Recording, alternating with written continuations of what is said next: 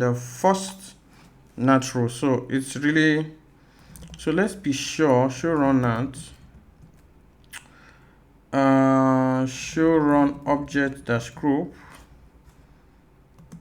which is this object.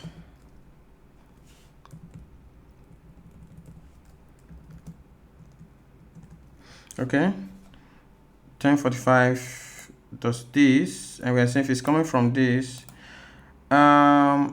yeah, so if it's coming from this subnet and it should go here, if the destination is this, okay, and then what happens? Actually, sure on that.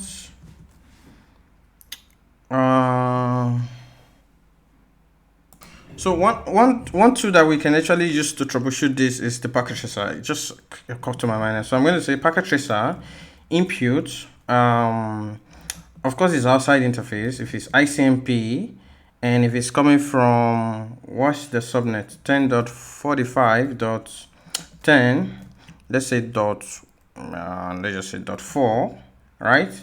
And we say if it's ICMP echo reply, you know, and we're going to say if the destination is 10.0.0.20, right? So let's see what it tells us. So there's a match for the destination, right? Let's also see, oh, so the source is not being matched, right? So I should also see where the source is being NATed, but in this case, it seems it's not matching. Why is it not matching this IP? So that's the problem. Show run NAT. What are we doing wrong? We say source is dynamic. If it's SSL VPN user, we want to NAT it to show run objects. 172.16.10.250.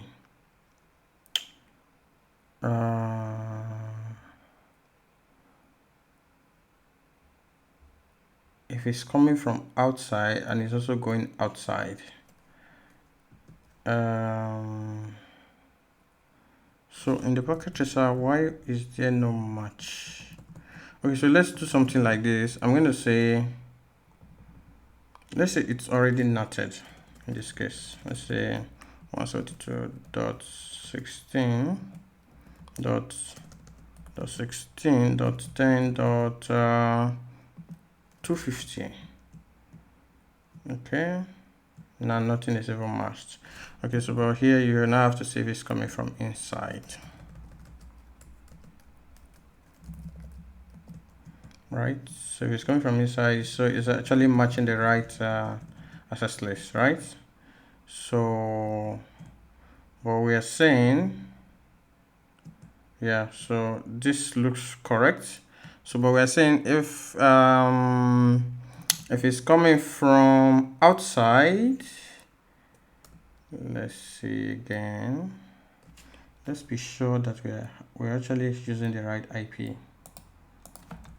Let's see, IP config 10.45.10.1, 10.45.10.1, show run objects 10.45. Where's the SSL? Sorry, show run object group 10.45.10. So it looks correct, but why is there no match? Show NAT. So only this part is being matched, right? So the untranslated you're seeing here is actually referring to the destination, but the source is not being NATed. Really weird. Show run NAT. Let's take it out. Okay, so here's what we can do. No, you can't do it that way. Say NAT.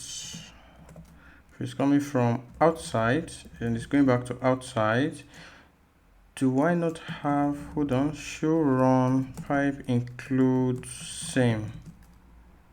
Show run pipe includes same.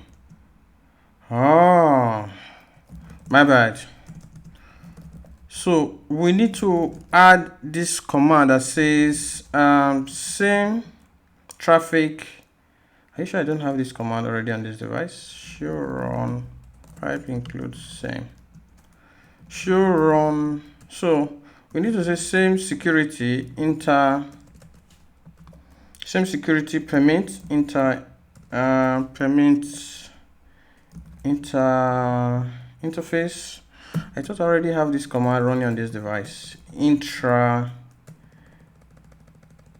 interface. Okay. So if I say show run pipe includes same. Yeah, so that was the problem the whole time. My bad. I thought it was already there because I mean this is not a new. So let's put in the NAT rollback.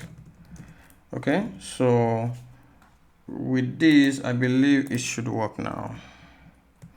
You would never know that was the problem. Okay, that is sorted out. Apologies that we have to go through a long process trying to solve what the problem is, but you know that's hard. It's not plug and play. We always have to run into issues, and at least we're able to remember what is wrong from there. So this is fixed. So this is fixed here, right? So this guy can talk to this server. Lot of users, I mean, it's the same process. Let's not just be, yeah. So lot of users, if they need to talk to this, you also know what to do here, right? Just do the helping in. Ensure the same security is running, okay? And yeah, so now we should get to the meat of this topology. So let's define what we've achieved so far. So this user can get to London, right? So he can come in, you know, get to London. All right.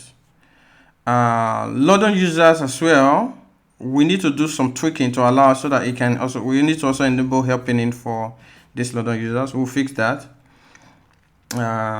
probably during the natural. So this is what we need to do now. London users needs to be able to access this server. Firefox users need to also be able to access this server, right? Yeah, that's what we need to do. But here's the trick. We want to pick an IP from this pool, right? And not these two guys. Now, we already know that FRA users, once they leave FRA network, the IP changes. It changes to what? They are going to be coming in with 172.16.10.250. Right? So the source IP is already changing, so we don't need to worry about the local pool, the ROE subnet there, because we're already changing it. For this user, we also need to do the same, right? So when users come from there, we know they are going to be coming from 10.25.30.0/24. So what we need to do is we are going to pick an IP here, because we already know that this subnet, we already know that, oh, Acme is already talking to this subnet, right? So we're going to pick an IP here. So this is just a /28. So we're going to pick, let's say, /9. So I'm going to pick 192.168.10, right? .9/32, right? So I'm going to pick this subnet from here, just pick it out. And so what we'll do is, when London users and FRA users are trying to access Acme web services, we're going to translate the source IP to this. So they're always going to be the source IP is always going to be this. So that is the first thing that we need to do, right? That's where the Twice NAT is coming in from, right? Twice NAT. Okay. Now the second thing is this. FRAC DC does not know about the subnet, correct? Yeah, they don't know about this subnet, right? And we don't want to expose this subnet to FRAC users, right? There's no point putting. We don't want to have too many complications.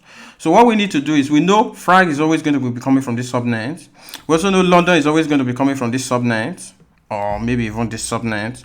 But what we are going to do is that we want to create a floating IP here, on this ASA that they are all going to point to, right? So that floating IP is what we've already defined. So let me pull up this topology.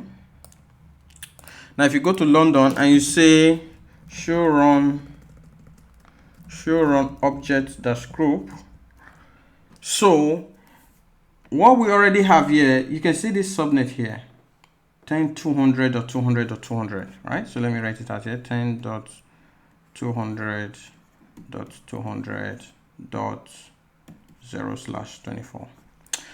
Now this subnet is floating in the sense that it's not tied to any interface, it's not tied to any VLAN. You don't see it here assigned. It's just something in memory on the ASA, right? Well, we added here as part of the local subnet, but it's not really, when the traffic comes, it doesn't really, right? So what we are going to do is, just a bit, let me minimize this. So what we are going to do is this. We are going to pick an IP from here. So I like to pick 10.200.200. Let's just start from 10, right? /32, right? Now this subnet is already exposed to FragDC, right? Because it's part of their remote subnet. They already know about this /24 because we added it as the remote, right? London 2 already know about this IP because it said it's local. So what we're going to do is we're going to say, if you are trying to hit 1070.244.10, which is this Amazon Web Service, a service in Amazon, we want you to send it to this IP, right? So we're going to tell the SA, when you see an IP, when you see a traffic and the destination is this IP, go ahead and actually translate it to what? The 10.70.244.10. So in that case, FragDC does not really need to know about this subnet, but they have an IP within here that they can point to, like a floating IP, and then the ASA does what we call the twice NAT, right? So it NATs the source, it also NATs the destination, all right? So for the source, we are going to be using 192. So I'm just going to write this somewhere. So I'm going to clean, how do I clean? Okay, so let me use the eraser. So I don't want to, so I'm going to use the eraser to clean up everything. Let me just clean everything. So let's try to remember the IPs we said we are using. So we said for the source, right? The source is always going to be coming from where? It's going to be coming from 192.168.10.9/32, and the destination is always going to be what? 10.70. No. We said it's going to be 10.200.200.10. Is it .10 we said? I don't know, but it doesn't really matter. So those are the two IPs we're going to be using for our source and destination NATs. So let me pull up this. Now let's even fix the London users, right? So let's start with the London user. I think it's a bit easier there, right? So for the London users, we want them to be able to reach this service, right? So let's fix that. I'm going to come here now and say, yeah, so I like us to use ASDM. Okay. We've already, tested some things in, so let's use the ASDM for this. ASDM is already running on this device. If you do dir flash, right? So I already have the ASDM image here. I already showed this in the past. You can always check my videos out on how you can. And then if I do show run HTTP, so we are actually align. We've enabled the HTTP service. I allowed it through management. No, so it's actually coming from anywhere, but I said through the management interface. I really don't know, but what I know is I think I should be able to connect to it, but let's try. So 1.30. So if I hit OK, let's see if it works.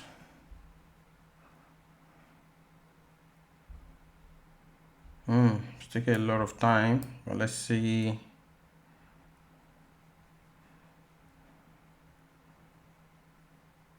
I might need to change the config to say outside, but if it doesn't work.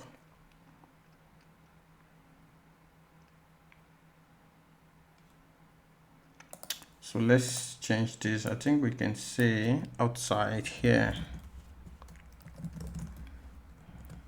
Let's say outside, yeah. Let's see. Yeah, okay. Now we are getting admin X, let's see, login. Let's hope it works.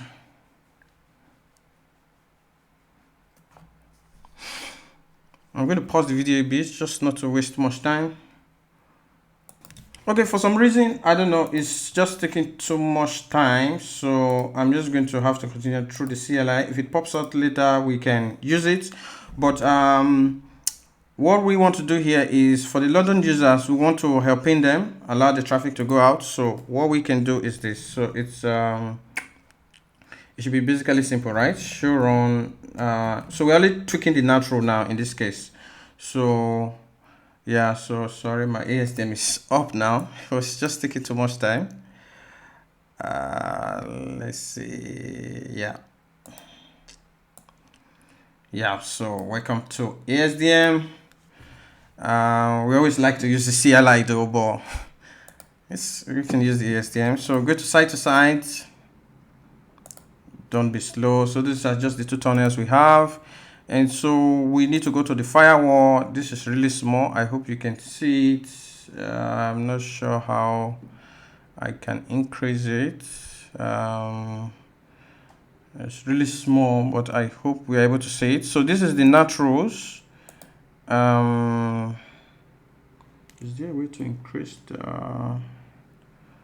I'm not sure if there's a way to make it bigger. So this is the NAT rules. We don't have much on the NAT rules, so we're just going to add another rule, right? So the rule here, we're going to say if it's coming from outside and to outside, right? Like just the way you say inside, because now we focus on the remote access users for London, right? And we're going to say if the source, let me pull up the source. So if the source here is, what is their subnet? Let's check. So it's 1025.30.0, 1025. So let's look for that subnet. So this is the subnet. So if it's coming from this subnet, we want to do dynamic path, hide. And so we're hiding it to 192.168.10.9, right? So I'm not sure we have that yet. So we're just going to create a network object and say 192.168.10.9/32. It's actually a host IP, so we're going to say it's going to be 192.168.10.9.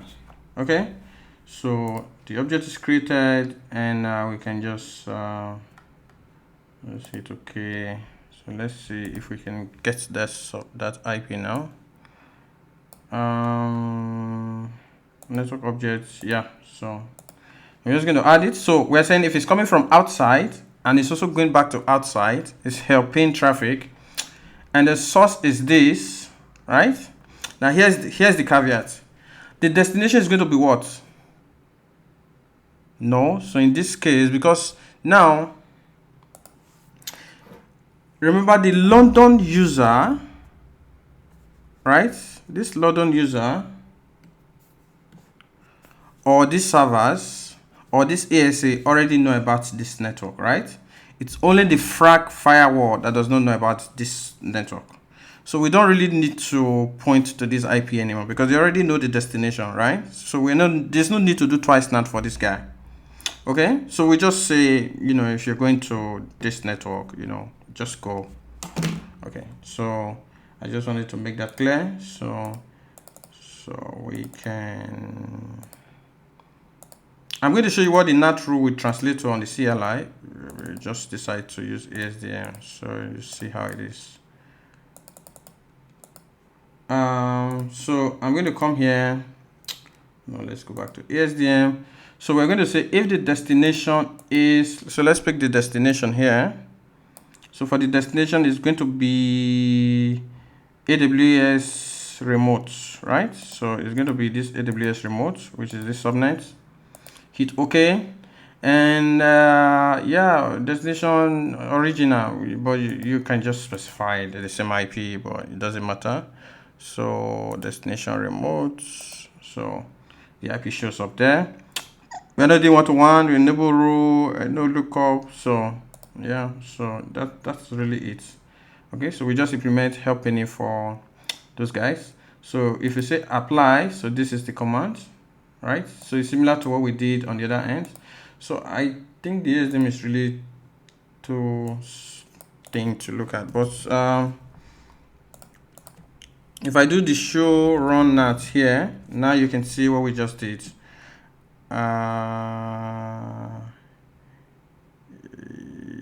Yes, I think that's what we just did, right? Do I already have, so I don't like, so we can just change it to show run object group. So we already have these subnets. I prefer to use the object group instead of the IP. Well, you can just, you kind of see how you can also do it on the SDM end, right? So it's still the same thing. So, but I'm going to make some correction here. And we are doing the same thing, but we just want to say if it's, you know, coming from this object group. I just want to replace the, because we already have an object group for it. So just put it here. And then we can just, yeah, I don't want you, I rather want to have you. So we just continue with the CLI. Yeah. And then you can add a description if you want to say allows, London VPN users to access Acme AWS services. Let's say server or whatever the or Acme AWS site, you know, something like this. Okay, sure on that. Good. Okay, so let's test. So I'm going to come here, and so we're just using one VM, so we need to just disconnect from this and connect to 1.30. 1.30 is the London end, right? So let's see.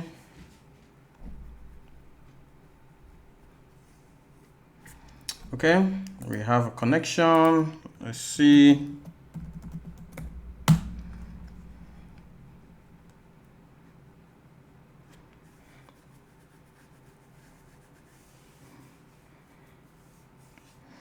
Okay, so okay, so it's just trying to talk to itself.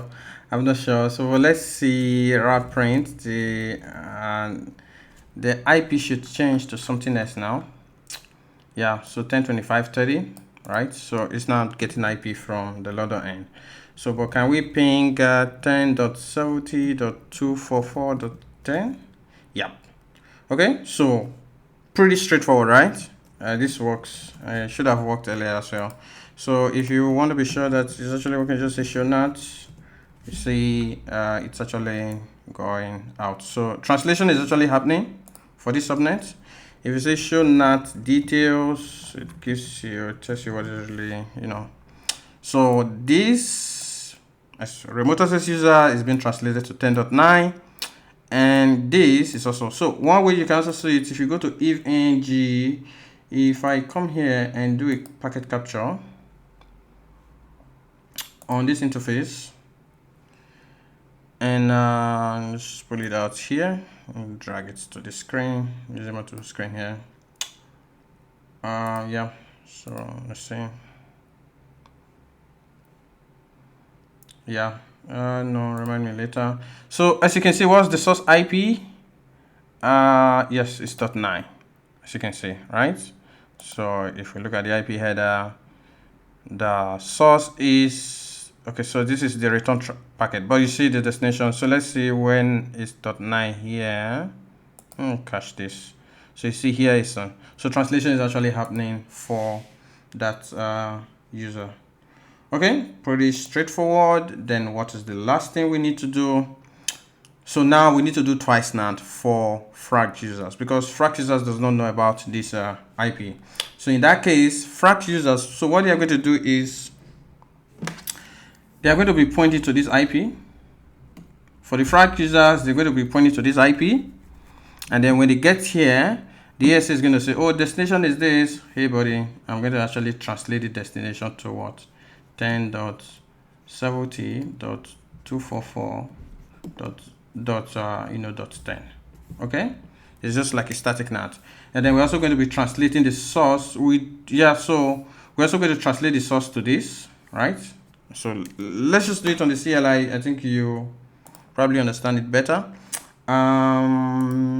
So I'm going to come here, let's reduce it a bit and see. I'm going to say on the London end, I'm going to say I'm going to create an object network, and I'm going to call it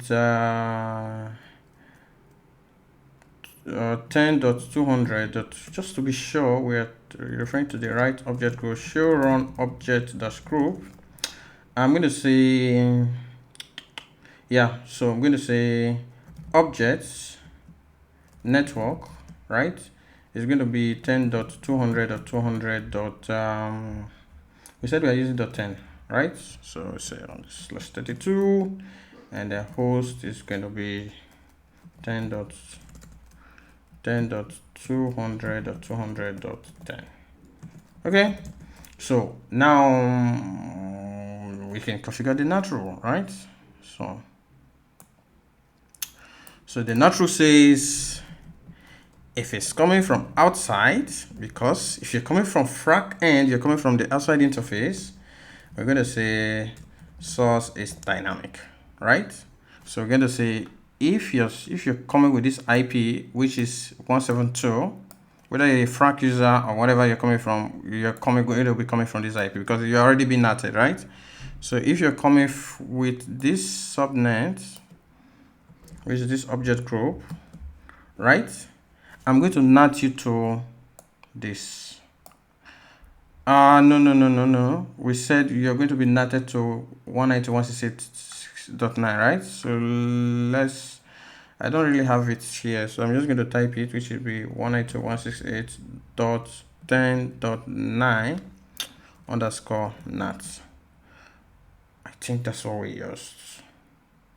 I hope so. Destination is going to be static, and the destination now is going to be what? This, right?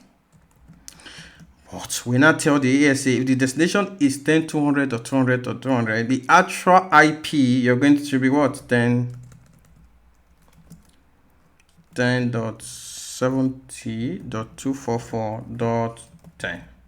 Okay, you just put the description. Say allows for users to talk to Acme site in AWS. Acme AWS site. Okay, so error.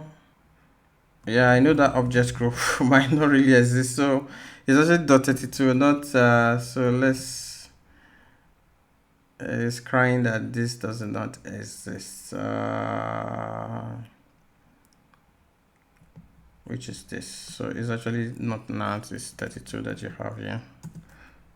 So where's the error coming from?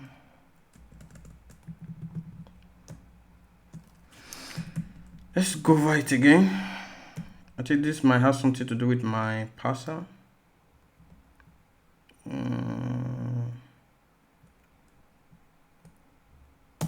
Do we just type it again? Okay, so let's